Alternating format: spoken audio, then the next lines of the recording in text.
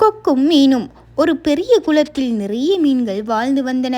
அந்த குளத்தின் அருகில் ஒரு வயதான கொக்கு இருந்தது. வயதாகிவிட்டதால் அதனால் எளிதாக மீன்களை பிடிக்க முடியவில்லை. ஒரு நாள் கொக்கு மிகவும் சோகமாக குளத்தில் கரையில் நின்றது.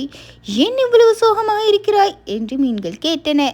கொக்கு சொன்னது, இந்த குளம் விரைவில் வறண்டு போகப் போகிறது. நீங்கள் அனைவரும் ஆபத்தில் இருக்கிறீர்கள். நான் உங்களை அருகிலுள்ள பெரிய குளத்துக்கு எடுத்து சென்று காப்பாற்றுகிறேன்.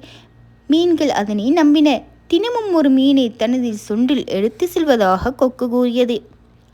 ஆனால் கொக்கு மீன்களை புதிய குளத்துக்கு கொண்டு செல்லவில்லை. ஒரு பெரிய பாறையின் மேல் கொண்டு சென்று தின்று விட்டது.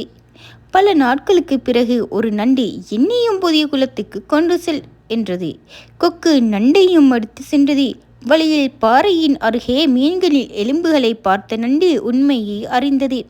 உடனே தனது வலுவான கொடுக்கைகளால் கொக்கின் கழுத்தை பிடித்து இறுக்கமாக நிறுத்தது. கொக்கு உயிரிழந்தது. நண்டு பாதுகாப்பாக திரும்பி நடந்ததை எல்லா மீன்களிடமும் கூறியது. அனைவரும் நண்டின் புத்திசாலித்தனத்தை பாராட்டின.